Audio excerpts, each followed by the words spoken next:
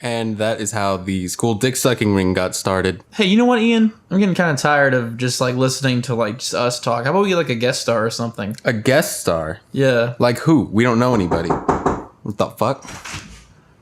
Joey Prosser. Hey! Do you guys have any gas? I need gas for my car.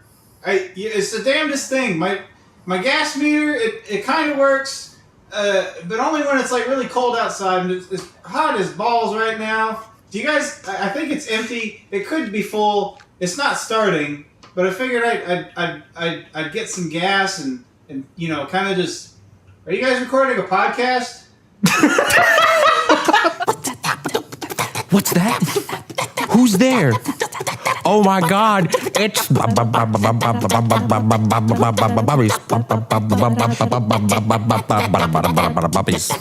Welcome back to Bubbies, episode 8. We've got 8 of them. Man, those other 7, man, they were really boring.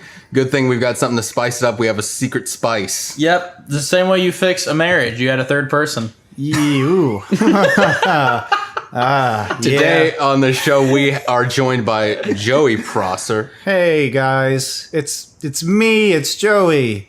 Tell us a little bit about yourself because we've never told the audience anything about us. I can't say too much because the FBI might be listening, but I'm just a regular all around pretty good guy. I guess I'm an animator. That's pretty cool. Can I plug my YouTube channel on this? Yeah, why not? Hey, go to what's my fucking YouTube channel? Go look up Mr. Joey Prosser on YouTube and you smash that motherfucking like button. What will they be looking at? They gotta go to find out. It's some pretty good animations. Good. Yeah, I try to do one every 2 weeks, but you know, life happens. You go to school. Yeah, I go to school. I work. I clean the house. You know, I wash the dishes. No, I don't do all that. Yeah, we always like to promote quality here on the Bubbies podcast. I should retract all that then. Quality assurance, quality insurance, quality. I don't know what else rhymes with that. Dick in me mouth. Oh, I'll be fine. I'll be fine. Oh, I just need a big old dick in my mouth. Oh, you know what really perks me up? A big old dick in the mouth first thing in the morning. God bless me soul.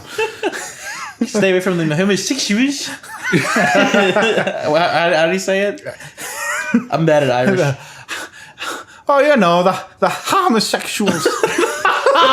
Homosexuals. The homosexuals. And that's straight from the horse's mouth in Ireland. The Irish horse. The Irish taxi driver. The horse is drunk. Speaking of drunk horses, today's first topic is job stories. Yes, we've all had jobs.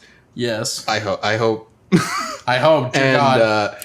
Usually jobs tend to have some strange bosses because nothing can ever be normal. Who's going to go ahead? Who's going to start first? I don't know. I guess. Man, you guys can think. I'll break the ice. What year was it? The year is 2012. 2013-ish, around then. The year the world actually ended. Yeah, the year the world ended and everything else is now just a giant fever dream. No, so my second job was Kroger, the grocery store, not to be confused with the casino. And I'm just kidding. Okay, I was about to say. And I worked there for Gamble for fruits and veggies. Yes. I went there for 2 I worked there for 2 years. I was lost. Kroger for 2 years. Kroger University. I got my degree in produce. No joke. Not to stall you too much, but the Kroger near my house has a educational separate facility for new Kroger employees where it's a fake store. There's like cardboard cutouts of food. No. You go there when you start to like learn how to work at Kroger, and then you go over. It's weird. It's so weird. I passed by it and I saw like that store is really fucking empty. That's not a store. That's That's an educational facility. That's really weird. It's not hard. It's not. Why do you need that? Like, it's not hard to work at Kroger. I'm sorry. Don't want to delay any further, but that just reminds me of how in our hometown, Maryville, like the headquarters for Ruby Tuesdays is like smack dab in the middle of our downtown. Oh, that's right. And it's like this weird, like mega complex. It looks super modern. It's got a big Ruby Tuesdays on it. There's like well trimmed square bushes on the sides and stuff, and like the pathway is like got these like white pebbles and stuff. It's weird. It sticks out like a sore thumb, and I've never seen anything happen to it. Well, I always appreciate so. It is Ruby Tuesdays and not Kroger. Did you have to go to fake Kroger to learn how to Kroger? No, I did, because it's not a hard job. They said, oh, can you do things? And I said, put an object in a bag? Can you put things in a bag and also push things? And I said, I fucking hope. And then, well, actually, the job interview went something like this, which is this happens to me literally everywhere, because what me and Joey do is rare, and then I guess even more rare in the South, because every job, I mean, maybe you can relate, every job I've ever had, like they ask the bullshit like personal questions. After they make sure you're a sane person and want to do the job, they give you like the fake mandatory, like, well, tell me about you, and I'm never gonna see you for the next 6 months, but tell me about you. And so, every job I've ever had, the interviewer is like, oh, so what do you want to like? What do you do? What do you do in life? And then I tell them, I like I like doing effects and I like doing compositing, blah blah. And then they get then their eyes gloss over, and then I say, me do Disney. And then they go, wow, and they're like, and then they're like, oh well, remember me when you're famous, wink. And I'm that's literally that's 100% accurate. And this podcast is where that request got them. Yeah. Oh shit! 8. Here I am. Okay, fuck. How do I? Shit. What are their names? I don't remember. So, what was your boss's name and address? Again, I don't remember. I do remember a guy named Hal though. He was a really sweet old dude. He was one of those like old people where it's like everyone knows that he can't do anything, but you're not just gonna fire him. So literally, and he had like some bullshit title, like he was. So like I was a grunt at Kroger. He was like the head grunt. Oh. He was like, if my job at Kroger was a Despicable Me movie, I'd be one of the background minions, but he would have like the B plot. but also be a minion.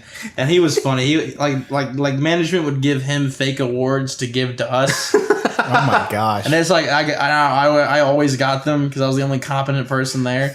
So he'd be like, well, thank you, Russell, for being a good cart pusher. You really stacked those green beans very well. Here's the green bean employee of the month. Here you go. Spray painted a green bean gold and gave it to you. Oh, put it on like a fucking paper plate. I didn't even get to the fucking story though. So there was this one regular that would come into Kroger. And Kroger has regulars? Yeah. That aren't like soccer moms? Yeah, no, he was very weird. He was insane. And I don't mean that in like the millennial, like it was crazy. No, I mean like he was mentally insane. He walked up to me and I would have the same conversation with him every time he walked in. It's like he practiced it. And like he literally thought he was like, he thought I was a different person every time he saw me. I had the same exact conversation with him to the point to where I would fuck him up because I would like answer what he was going to ask me before he'd asked it just to fuck with him. But no, so he walks up and the first time this ever happens, he walks up and he goes, "Do you know what white noise is?"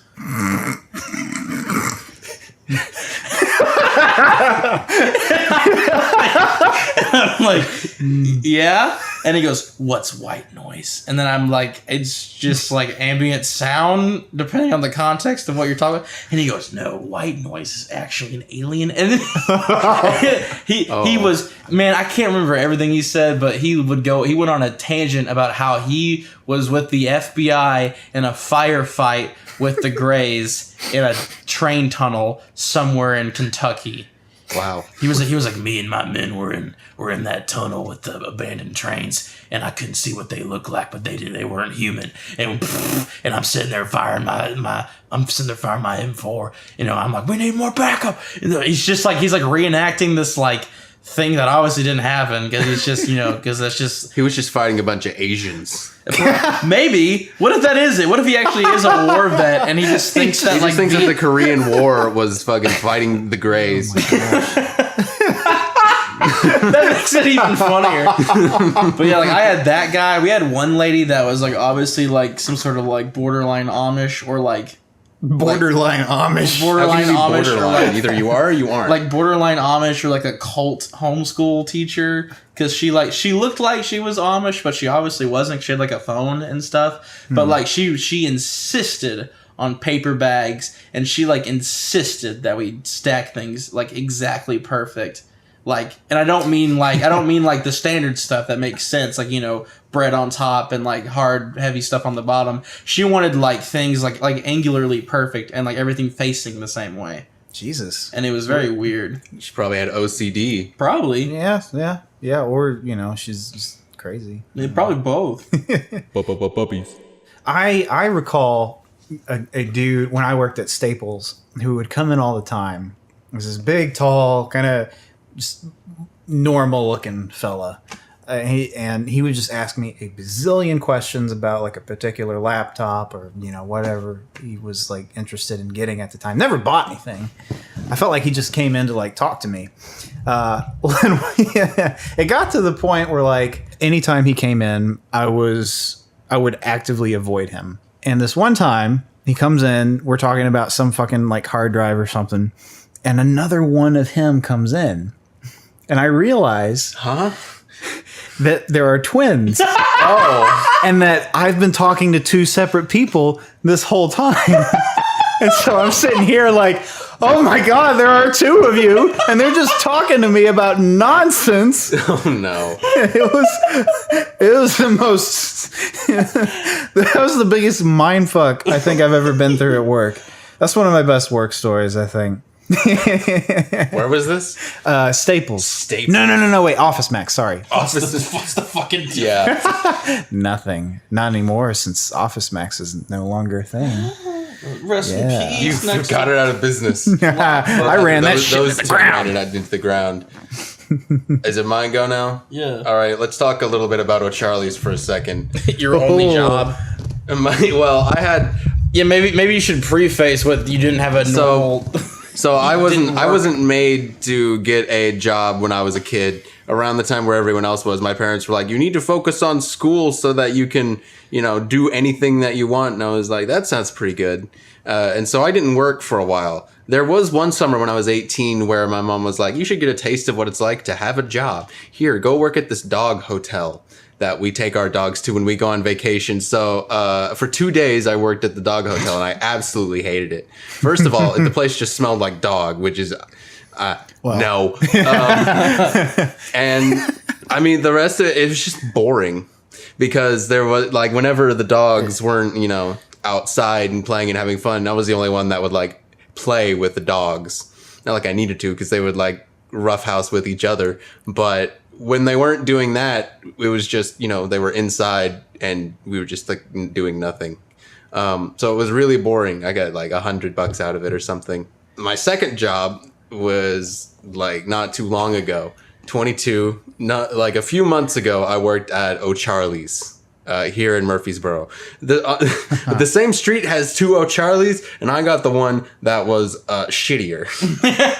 Is that the one by Wendy's and Fat Mo's? No, Okay. further down than that. See, I don't even know about that one. And so buddy JP was like, "Hey, I'll hook you up with a job here since you're looking for one finally." And I was like, "Great." So I go there, and I'm wearing my jeans and flannel, thinking this will be fine. And I go in and I see JP. It's like, "JP, where do I go?" And he's just like, "John," and he yells for the manager. And he's like, "John will be with you. Like, I'm going to go get John for you, and we're going to have your interview. Go sit at table 20. So I sit at table 20 for a good, I don't know, like 10 minutes, not too long to wait. And I'm just sitting with my fingers together, looking at all the fat Southern people scarf down their fucking shrimp pasta. And out of nowhere, zoom, ketchup bottle flies. I'm like sitting right in front of the server exit, and a ketchup bottle hits the wall, completely missing a trash can by like a vertical 3 feet, bounces out, goes into the main dining area, rolls out like past me, shoots past me, like right in front of a couple that's just eating their food, and they're just like, huh? And I'm like, nani? Dude comes out bald, must be like early 30s, wearing like a green plaid and some khakis, storms out, just like gung, gung, gung, gung, gung. He looks like he's like red in the face and sweating. He goes over, passes me completely. I was like, please let this not be the guy that I have to talk to. He picks up the ketchup bottle. He throws it back at the wall to try and get to the trash can again. Misses by From like, the dining yeah, area? in the middle of playing everything. Throws it as hard as he can. Misses the tiny little trash can again. It goes back into the server area, and he just goes, just storms back in. Just like, I think working here is going to be great. What the hell? Great. It ended up not being great. O'Charlie's has become a permanent stain of anger upon my life's tapestry. It is one of the most infuriating things I've ever had to go through. I want more context on what it was. I wish I did too, because I asked. I'm so mad at this ketchup bottle. I told people about it, and JP was like, "Well, he always needs to like take a chill pill, like maybe like 5." But that guy, that was like 3 days before he was quit, quote unquote. Basically, he was just asked to leave because he was too fucking aggressive and terrible. We burned through managers like firewood. Bubbies. I started off with 3 managers, Jacob, some guy named Tavi, and John. And John looked like he wanted to kill himself at all times. Anytime we'd ask him... Shout out to John. Don't kill yourself, bro. Anytime that we would ask him to do something, he would be like, yeah. Like, But he was... just like that? He was like 50, and I'd be like, John, can you like punch me into the system? Because we couldn't punch ourselves in. We had to like have a manager swipe their card into the dumbass system from like 2009.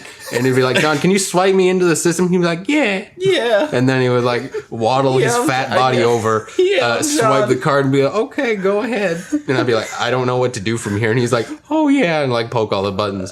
And it's just like the machine back home.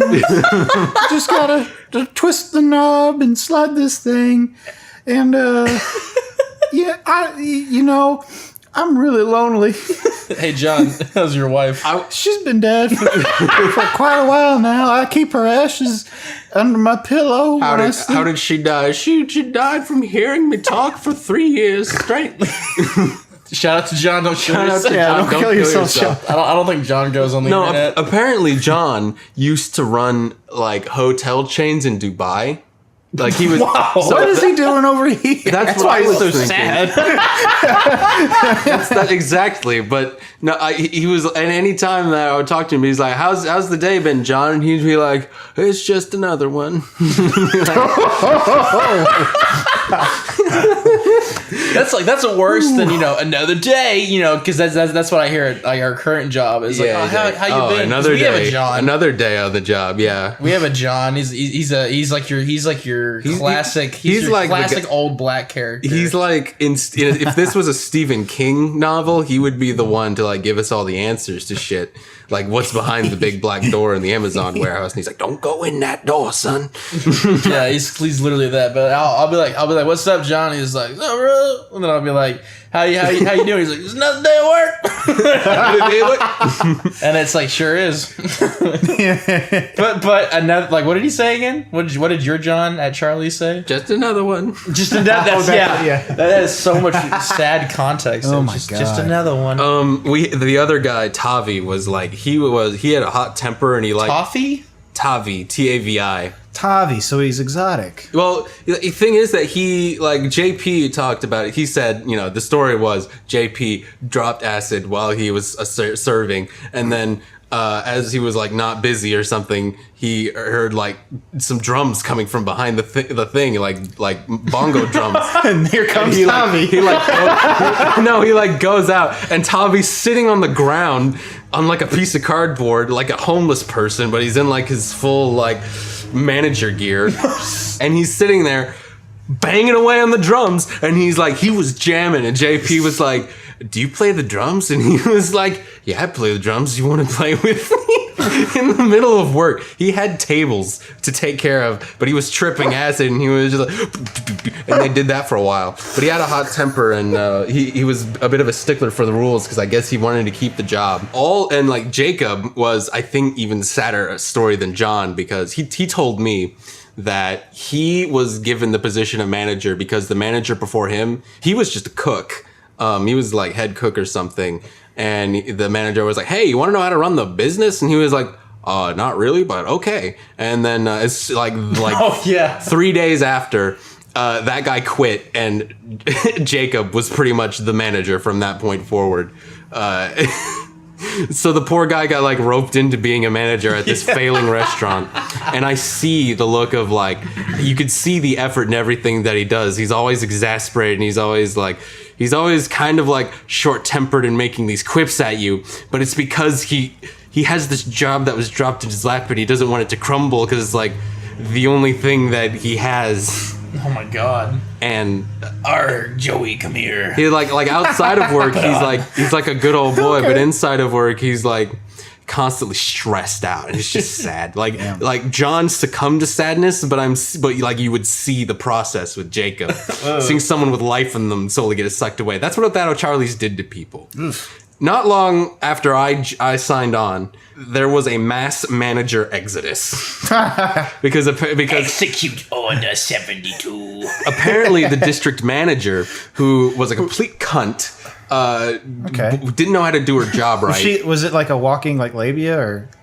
I mean, I never laid eyes on her. Oh, okay. Apparently, she was just a little white girl, and she didn't know how to do her job correctly. And so when the higher ups were like, "Your sector isn't performing very well. You need to make changes." You need to construct additional pylons. I'm just imagining an O'Charlie's in space. They were like, and so instead of changing things about herself in the way that she ran her district, she just fired a bunch of managers at her location, and she kept Jacob there because she knew that she could scare him into like doing whatever she said. So John's gone. Goodbye, going back to Dubai, doing Probably killed himself. whatever hotel things. And Tavi was like, "Fuck you guys! I don't need this. I got a rich wife." And Fuck left. you guys, and like immediately 180's like, Yeah, he's like, he now plays drums places. JP has seen him places just like at bars, just be like, Well. we got a replacement. We had like manager roulette for a while. We had a guy come in from Illinois, O'Charlie's.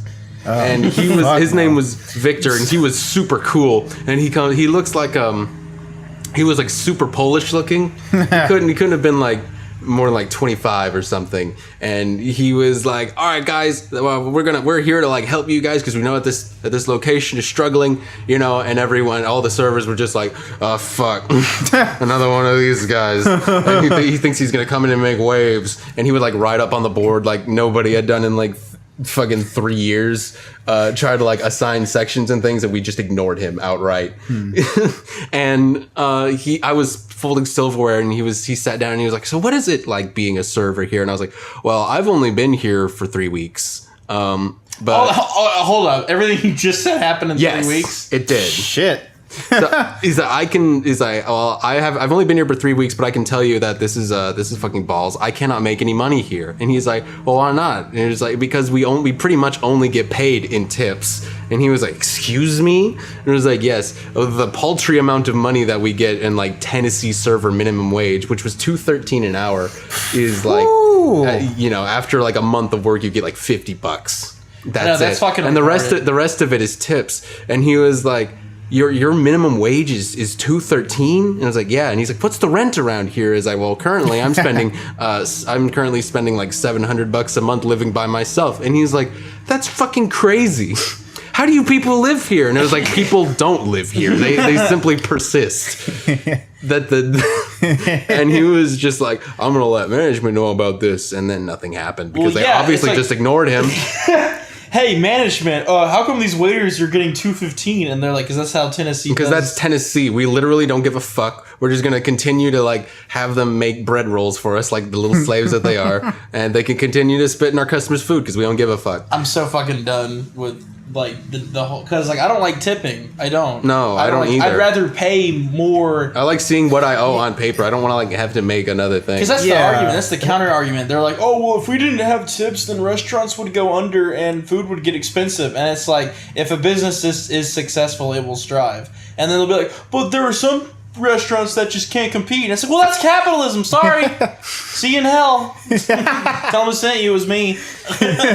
The weird thing is that it changed my mindset going to O'Charlie's. Like, I'm not any more like polite or sympathetic to servers or anything, but like I know what goes on in the back rooms now, and I know Acid.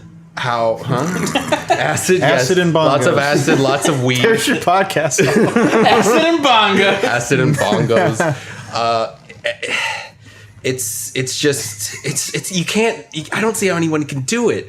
Like the tip thing, like overrides your mind almost entirely. I would go there and like day 2 of work, I'm like, man, everyone here is like always just complaining about their tips and blah blah blah blah. And you know, this guy shirked me. This guy gave me like $20 for like a $5 order, blah blah blah. It was like the main topic of conversation, and that shouldn't be the main topic of conversation when your job is to serve these people.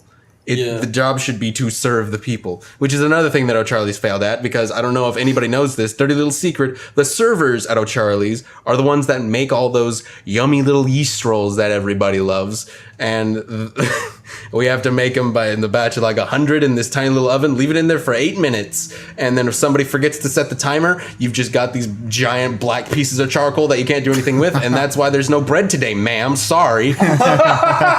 Someone was an idiot. One of our like 16-year-olds forgot to set the timer. Sorry that you're so fucking irate that you won't get your fat ass fucking rolls.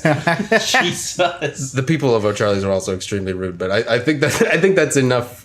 Besides getting paid in like church pamphlet things, which was also super infuriating. That just happens everywhere here. Bubbies. That would happen at Kroger. It's like the least Christian thing ever. I'd be like, all right, sir, here's your, Fruit Loops and your, banana.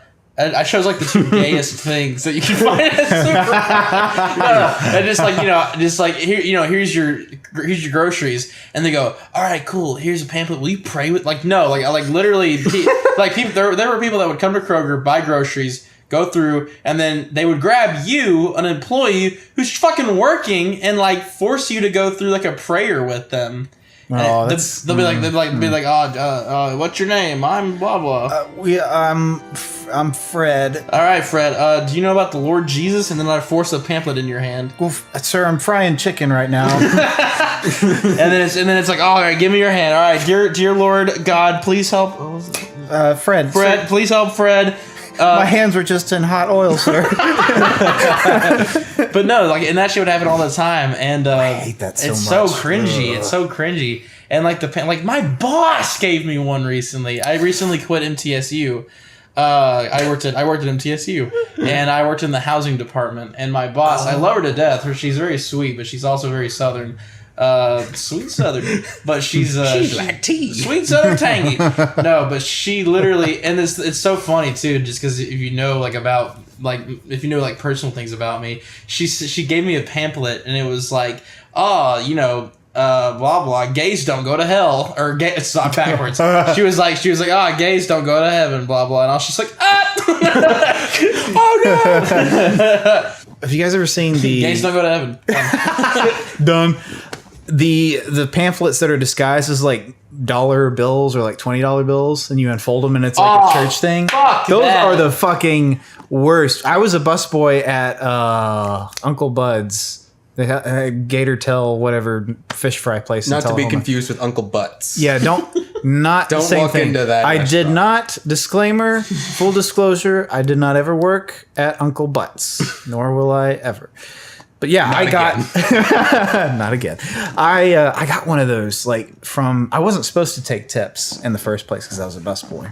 You're not supposed to take tips, but this lady kept insisting, and I was like, "Oh, yeah, $20 bill, okay." She leaves, and then I open it up, and it's like, You are something saved. about, do you need Jesus in your life? It's like, no, I need $20. Why are you gonna? Doesn't pay rent. Why What did is you this deceive shit? me, Jesus? That is the shittiest thing ever. Why Go to would your you landlord do and be that? like, "This is all I was paid with like 100 of them."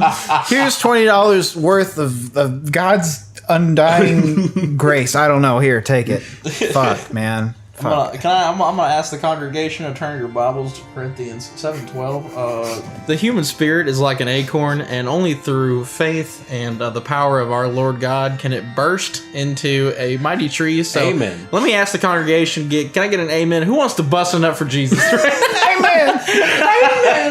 Amen. Lord, I'm a busting up.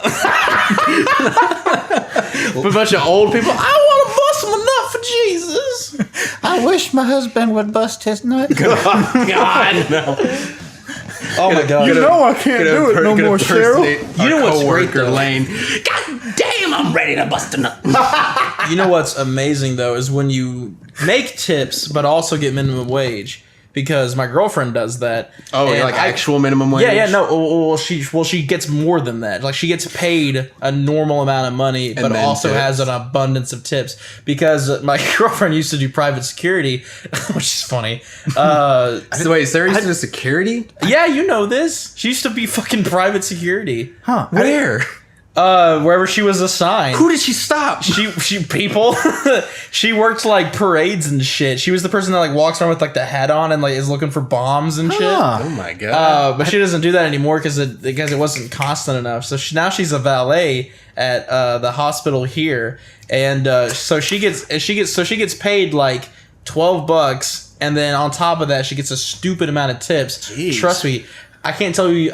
It's like I'm living in Breaking Bad. I can't tell you how many times I've come home and I open the door and it's just my girlfriend in like underwear, no bra, hair up, no makeup, just counting like ones. Wow. Counting just like ones and fives to like Kendrick Lamar, and she's like rubber banding all this money. And Oh she's, my God. And like I'll sit on the couch and like a 20 will slip out. And I'm like, oh, and I stick it back in. And like I open the closet, there's like a clutter of money. Like she's like stuffing She's it. like stuffing it in the walls. She's like hiding it places, and I'm just like, "Are you a drug lord?" And she's just like, "Maybe." And then she goes back to counting.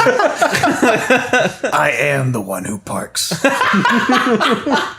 For a second, before you said that she was a valet, I thought that she got tips as a security guard. And I was about to ask, I didn't know that you tip a security guard, because that would be fucking sweet. That's called, beating up the patrons to give you money to let you in. Could you imagine you're on okay, a boat with yeah. your fucking M4 and like some Somali pirates start trying to attack the cargo ship you got hired to defend? You're just like shoot some 20-year-old in the mouth, he falls in the ocean, and then like the guy that hired you's like, all right, good job.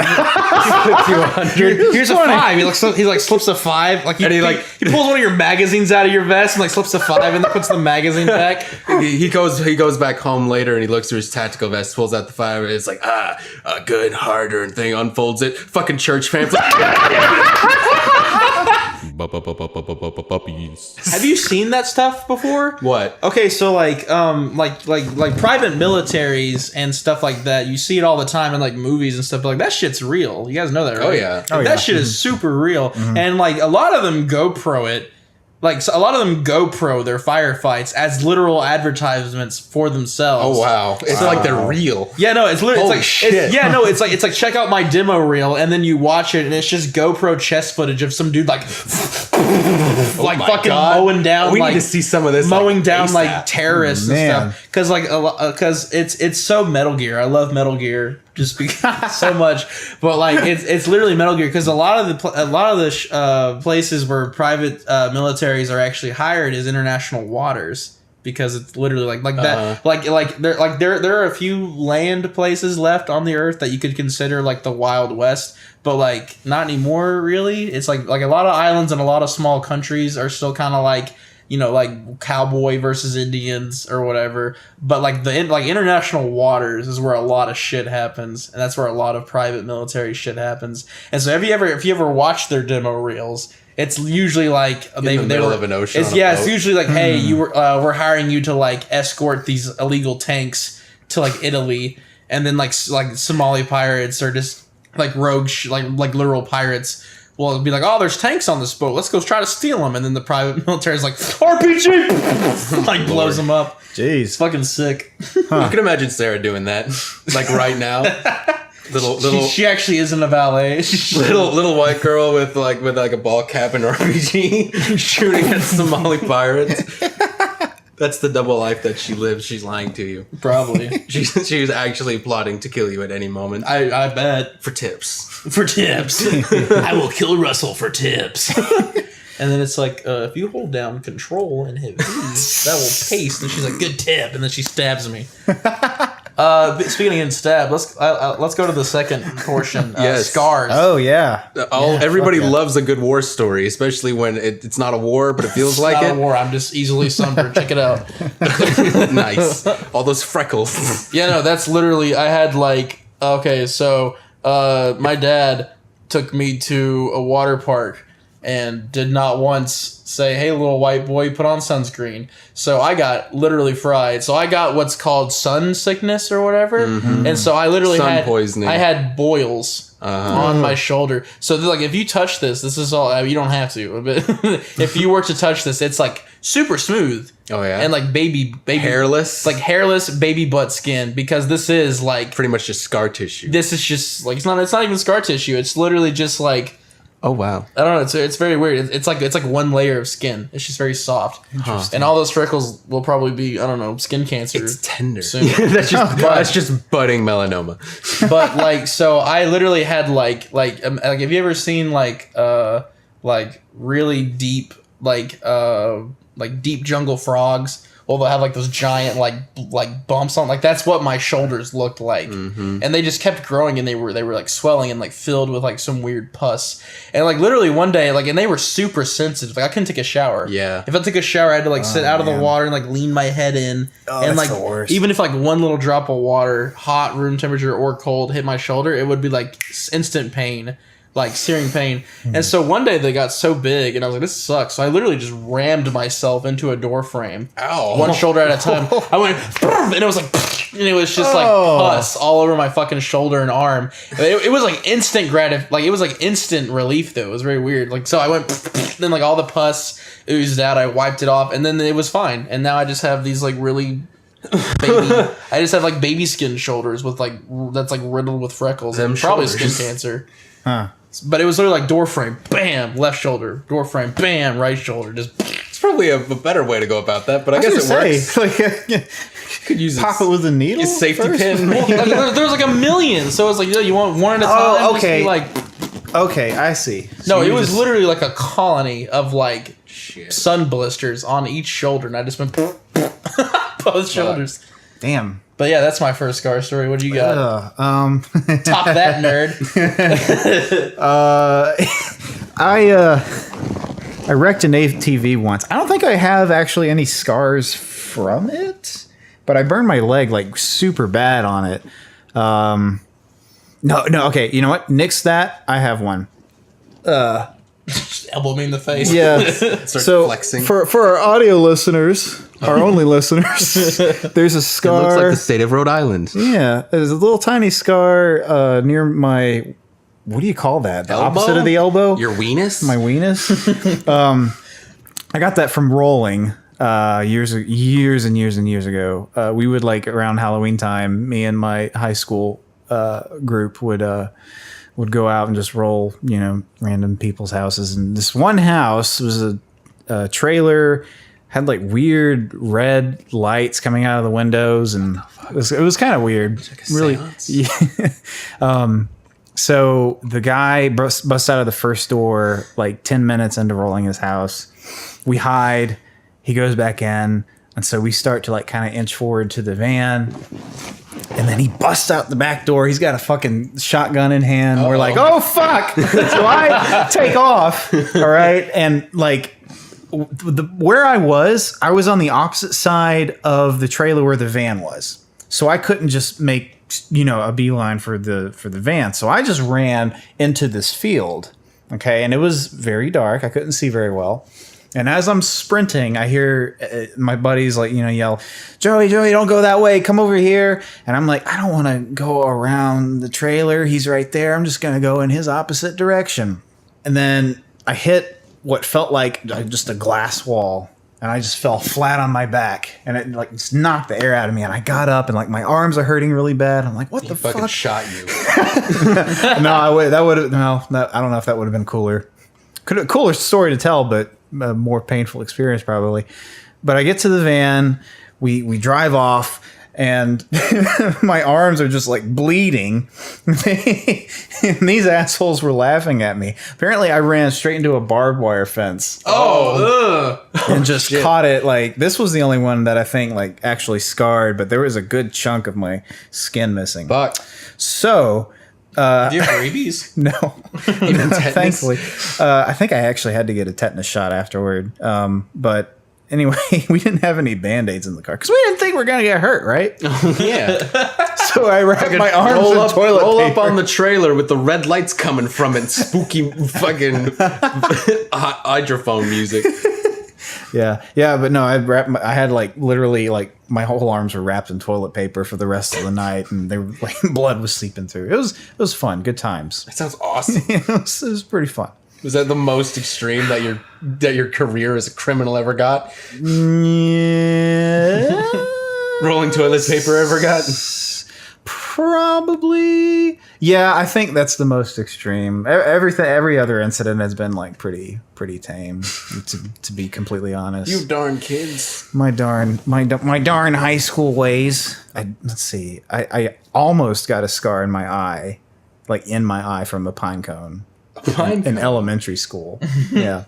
We used to play this stupid game. Drag cigarette. Fucking pine cone. We used to play this game called Pine Cone Wars, and it was just tag, but with pine cones.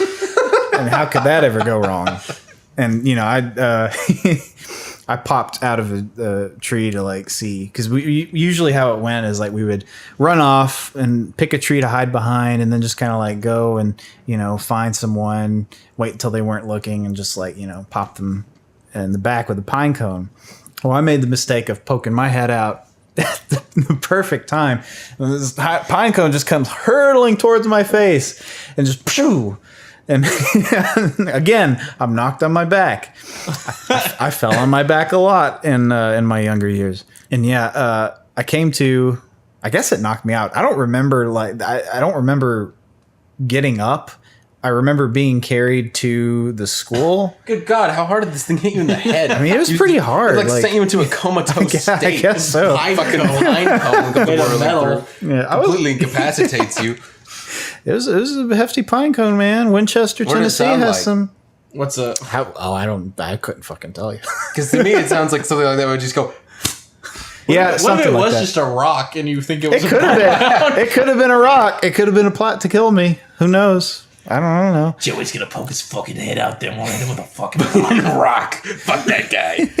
He thinks we're gonna hide rocks in this pine cone. I'm gonna paint this rock to look just like a pine cone. He's stupid. And we're gonna He won't know. Throw it at Joey. Oh, slow Joey. Slow Joe. And then you said yes, and then they threw it at you. That's what happened. You had ample time to escape. You were just Hey, slow Joe. You peek your head out. Yeah. Hit in the fucking face. it's like, soon throws a rock, hits you in the face. The thing That's that why kids. we call you Slow Joe. Puppies. It's like a mafia Why do kids name. do that? That actually happens. Is kids will get hurt, and then it takes a solid 4 seconds to register the pain.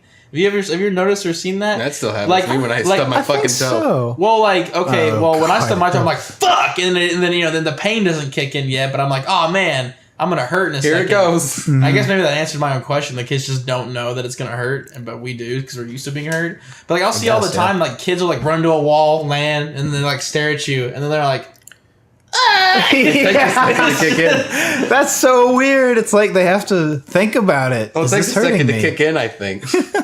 Or like, you know, like I've seen with my own eyes, like my younger brother would like hit my younger sister or vice versa, like when we were all really little, and then you know like and then sister's like and then you know and then sister's like and then he's like like it always takes like a few seconds to What register. a strange scene you've pictured. Punch. Just a bunch of little kids punching each other in like a circle. Your mother's just like sitting in a chair, just like shaking her head. God damn it! If your father was here. And then I've like, and also there's that like viral YouTube video of the kids arguing over whether or not it's raining, and like it's so adorable. It's like some daycare, and like the teacher's like low key recording them secretly, and it's just this little blonde girl, and she's like, "It's raining," and the little blonde boy is like, "No, my mom says sprinkling." And she's like, "No, it's raining," and she like pokes his chest really hard, and he goes, "Ow!" Ow! And he's like, "You poked my heart," and he starts like crying in the corner, and then like the little girl's like proud of herself. It's fucking great. Kids are fucking amazing. Do you know how to whistle? Do you know how to whistle? Oh my god! Like this. Do you have any scars? What? Oh, I have plenty of. Well, I've got 3 scars. Well, I guess 4. 4 individual and 3 incidents. The name's Margaret, Michelle, and One of them. So I'm just gonna go briefly through my whole like scar history. When I was 4 years old, we were at a friend of my parents' house, and I was like just walking around being dumb, trip over my own feet, and bam, hit my lower lip right on their fucking couch, and it hit me like right on the lip, and it hit with such force that it actually created a hole, and I could stick my tongue through the bottom of my lip. And I just I can remember the taste of blood and the warm sensation that covered my mouth, and I can only imagine what it must have looked like to my mom and dad, because it happened, and then I was just like feeling around my mouth to make sure everything was okay, and it wasn't okay, and I started crying, and they were like, "Oh, Ian," and they like had put me up, and ever since then, if you see any pictures of me when I'm like, I don't know, any from the ages of like pre-beard, which is pretty early anyways. Like 5 years was when you started growing it? Yeah. I was 5, so you have to. And I had this little like spider web looking thing on my lower lip where the soul patch of my beard is now. So it might actually be gone by now, but it's like right here. The next one after that, I was like 15 or no, I wasn't. I was like 11 or 12, and I was walking barefoot on my wooden porch, which was really old.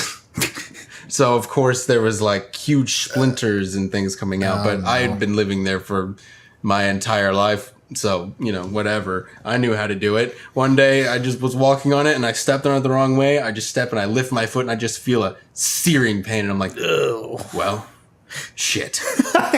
And so I like hop over on one foot over by the back door. And I'm like, "Mom, I need a Band-Aid, maybe a hospital."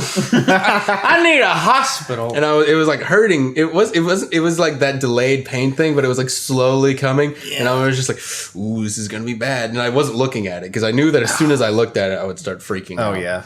And Mom comes out and she's like, "All right, let me see it." And show her the bottom of my foot, like right beneath my big toe, that fleshy part, and that had like butterflied. It created like a V. Oh, in fact, let's see. Yeah, you can see right there. That's the line. Sick. And like that was just like a flap.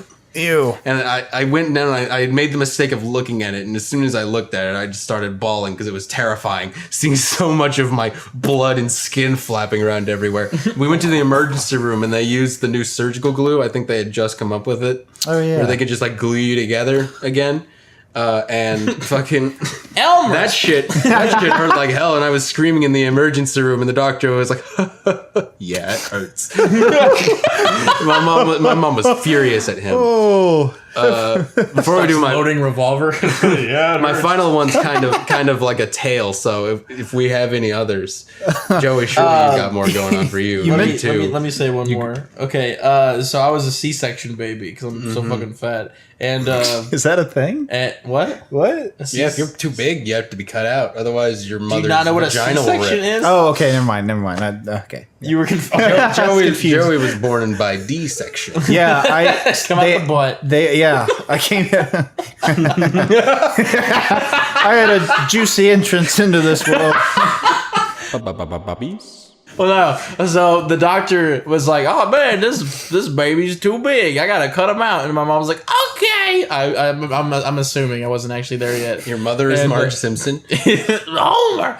But so he takes like the scalpel and stabs my mom in the gut, and then Russell's making like a Jack the Ripper stabbing motion. Yeah. Like a it's like, surgeon's gonna. he just plunges the scalpel into my mom's stomach, and it's like, "Where's that baby?" And Just starts carving her like a he's like, fucking "Get over here!" He like Jesus. chain comes out of his sleeve. "Get over here!" And so he like rips me out. No, I'm just kidding. So he does the C-section like a good doctor, but apparently the scalpel, and unfortunately it's not there anymore, which pisses me off because I would love to have this as a permanent scar. Oh, no. So like the teardrop tattoo that like gangsters get. Yeah. I had one of those naturally because when I was like literally like about to come out of the womb, he fucking stabs into the he stabs into wherever to pull the baby out, and he literally clipped like. He almost stabbed my actual eye, but he clipped like this. So I literally had, for the majority of my earlier life, I had like a natural like teardrop like scar. Damn. So it was literally just like, but like it was literally there technically before my birth. So I've had plenty of time for it to heal and fade. But Yeah. it went away around like 17. But up till then, crazy. I had like a literal, just like a little scar right here. Jeez. What a I don't know if I'd recommend that guy to anybody. Jesus Christ. How do you... Ugh. No, but you mentioning the glue reminded me of my car wreck that I was in. They had to glue you back together. They had to glue your Yeah, car they back? had to glue my eyebrow. It really wasn't that bad, but it did hurt, though, when they put it on. I can kind of see it. It looks a little... Can you still see Yeah, it? no, yeah. Do you have an anime scar? Nah. No, That's but not that bad, can you man. see it? Kind of looks like a. I'm not trying to be a dick. It kind of looks like a. It kind of looks like a prosthetic. Actually, now that you pointed it out. I don't see it. Do you not? Okay, look. So, this is great for the listeners, but you can kind of see I see like a weird outline.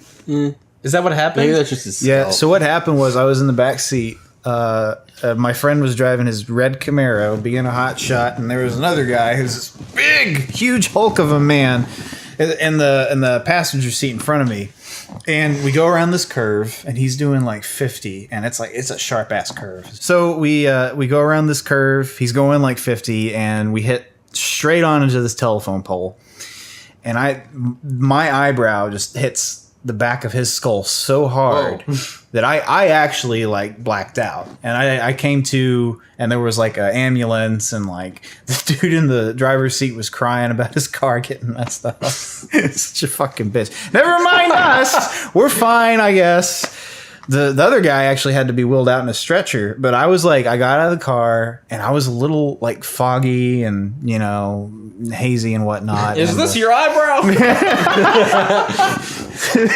one of the neighbors came by. I found this caterpillar here. It's all bloody. It kind of looks like an eyebrow. Is this yours, sir? Thanks. Oh, yeah, it's mine. Thank you. Nah. Anyway, they told me, they're like, you need to go to the ER and get that stitched up because I had a pretty nasty little gash right here. And so I go there, and I had never heard of this glue stuff before. And they like sit me on a table, and they get like what I thought was like I literally thought they were putting like super glue on my eyebrow. So I was like super concerned, but I'm very anxious. What are you doing with that super glue there, doctor? I was like, I kind of want to say something, but I don't want to. And it started to burn. I was like, yeah, it's got to be super glue. But I didn't say anything. Got my eyebrow fixed. And there's one last red Camaro on the streets of Winchester. Good. Thank Good fucking God. Oh, it was so satisfying though to see that thing crash. He was such a dick. He was a huge dick. I mean, he had a red Camaro, so of course. Bubbies. So this is going to be a bit of a tale. I have been in the Boy Scouts since very little. I started as a tiger. Dad liked to raise me sort of as be like the camper type, hence my current aesthetic. And we would, hike and raft and everything from the time that I was like 9. So this sort of stuff was like second nature to me. One time, the Boy Scouts decided that they were going to go to the Hiawatha River, which is, I think the highest it goes is like class 3, but that's a hard class 3. And class 3 is I've actually like been down it. rapids and stuff. And you lived? No, Fucking. we gave up halfway through because like one of the kids was like, ah! That's guy just like, got got swept away. A fucking that thing. It's beautiful, but it is like every time I've gone there, something horrible has happened. It's like my ex. First time through, we go down on like these inflatable rafts, right? And in order to, steer on the rafts, you have to sit on the edge. And when you hit some rapids, you're supposed to like get down into the boat, which I knew. I was with Aaron and I was with my father. We're paddling along. We're getting like close to the end. We're like 75% through, and we've been like struggling the whole time, but it feels awesome. It feels like a fucking grand high seas adventure. We get to a point where the river is split off into like 2 halves. You've got the part that's like really shallow, really fast waters that goes on for a little bit, or you have a 4-foot waterfall that just gets the whole thing over in like one go. We decided that we wanted to do the waterfall. Because we were seeing how much trouble people were having over by the shallow area. They had to like get out and like struggle against the current with their boat as well, which we did not want to do. So our plan was to just go like at max speed, so that we just like caught a little air and then just because if you go slow, it'll tip over, and you got to go as fast as possible. So we start paddling, paddle. We didn't see the rock that was in our way though, and so we last minute tried to like swerve out of the way, and in doing that we knocked our trajectory a little bit diagonally, which was no good. The boat wasn't big enough to get through a certain spot, and when we hit the edge of the waterfall, we sort of stopped, and the back of the boat flipped up, launching me like the fodder of a can out of a catapult. And I wasn't sitting, I was like busy steering, so I was on the edge, and fucking I remember just like the impact and then like flying through the air. And then I felt a sharp pain in my knee that didn't quite register with me yet. And then I hit the water, which was pretty deep, thankfully. And then panic starts to set in because I'm looking up and I can't move my leg. And I'm seeing there's a bunch of fucking rapids coming down like 200 yards that way. So in like a matter of seconds, I'm going to be swallowed up by these rapids. And I'm just like freaking out. I'm looking down. There's like a blood trail behind me. As I'm like trying to stay afloat, I'm like paddling backwards so that the guys can come for me. They're like stuck up at the waterfall trying to hang on and stuff. Next thing I know, I see Aaron and my dad, and they're like paddling super fast. It's like, Ian, grab on! And I'm just like, Aaron hands me the flat side of the paddle. Like an idiot. Like an idiot. I'm like grabbing this paddle, like, and I like grab the whole thing, and then he like pushes me on board. I get up and my whole knee is just it's just like gushing, fucking blood everywhere, and it hurts like the dickens. And we met up with Robert, who was a former Marine, the Marine of the Boy Scout troop, the guy who doesn't laugh and is always like teaching kids the fucking in and outs of the survival stuff. This is how you kill someone with. And he was great. I loved him. He switched places with Aaron. And we docked in a sort of a willow grove where there were some low-hanging branches. And we got there, and I hung on to the branches to keep us from moving anywhere when we were in calmer waters. And he looks at my knee. He starts like, he gets like his water bottle, and he just like washes it. And I'm like, and he's like, all right, this is iodine. Rips open a packet. And I'm like, iodine? He's like, yeah, don't worry, this is going to hurt a lot. And I was like, huh? And he puts it on there. It's like, oh, iodine. Ooh. Fucking pain, like worse than rubbing salt into any wound, worse than alcohol on a cut in your hand. It's like 10 times worse. But it is an amazing disinfectant. And I